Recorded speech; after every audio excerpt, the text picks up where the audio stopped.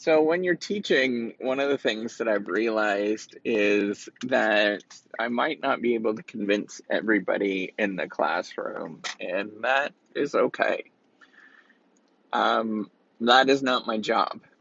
And I've learned this actually from Jim March. He was a prolific management scholar, really important and impactful on my life and many other people. And one of the things that he said is that he never wanted to be said, I've never been relevant.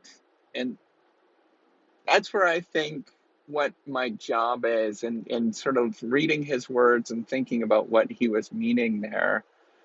What I was thinking about is it's not my job to convince everybody and to be an oracle of what things to come, and sort of predict the future, but it's me and my job is to get people to think, maybe differently and maybe stretch them and get to the point where they might be curious about the world around them and actually learn something that is a little bit more deeper than what they currently learn, or currently know.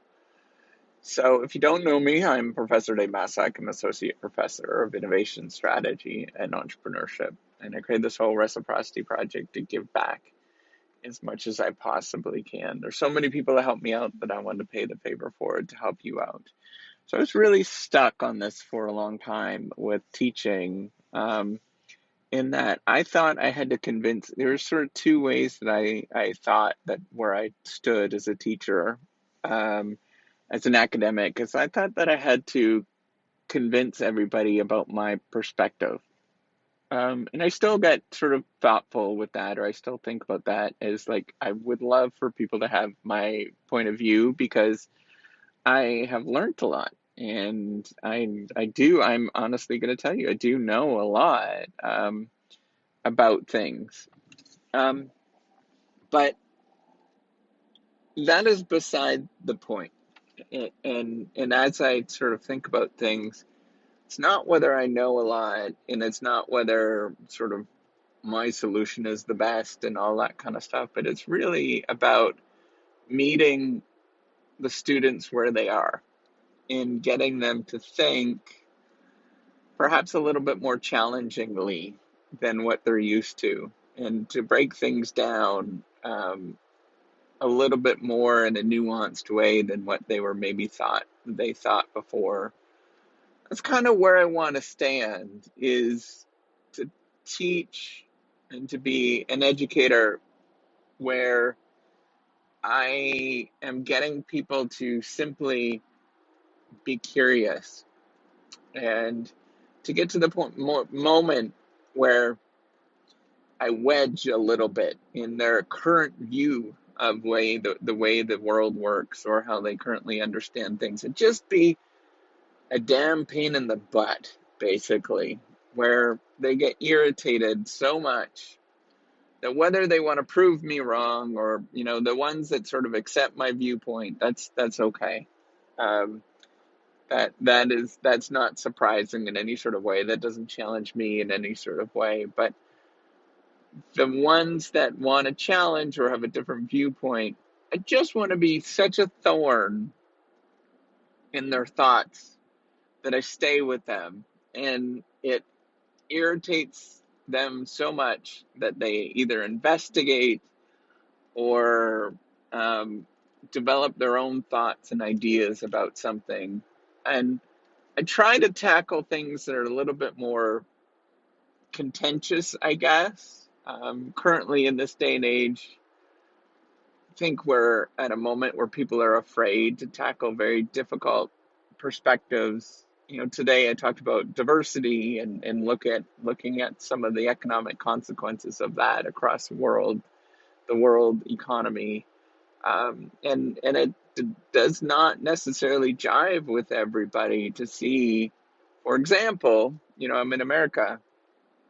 That America sometimes doesn't has some really, complicated challenging issues to deal with diversity that a lot of places don't have to deal with, but some of them have similar sort of comparable things that they have to deal with. Every country is unique and different, has to deal with these things, and that's where I want people to not rest on the sort of beliefs that there is a black and white, or communism and capitalism kind of debate, or socialism and all that kind of stuff, but rather to think about, oh man, this is actually a really difficult problem, to ensure that we have entrepreneurship and opportunities for growth, but at the same time ensure that we give other people opportunities to grow, and balancing that and thinking about the different mechanisms of how to get there is a lot more nuanced and subtle and challenging than what many of us think about. But also, it's a very real problem that plagues not only the United States, but many countries, in terms of figuring out where to go forward with ensuring that we have a more equitable and prosperous, world and country. So, where I'm getting at here is, teaching is not necessarily about proving your point.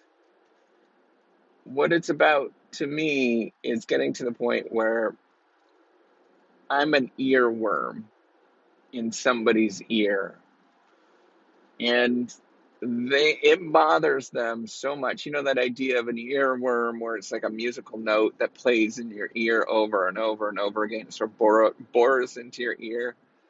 Well, it becomes something where they just become perplexed, and they want to learn and investigate something that is beyond what they currently know. And that's cool when that happens, And maybe it becomes more of a divisive thing, something that I say is divisive and sort of goes down the wrong side, in terms of my own personal views of creating a more equitable world. But, at the same time, I've allowed them to think about what are the next steps, and to really give some thoughtfulness in why they might think something rather than a black box. Um, that's my job. That's where I see it. I'm sticking to it. So hopefully you gain something from this. I appreciate you listening.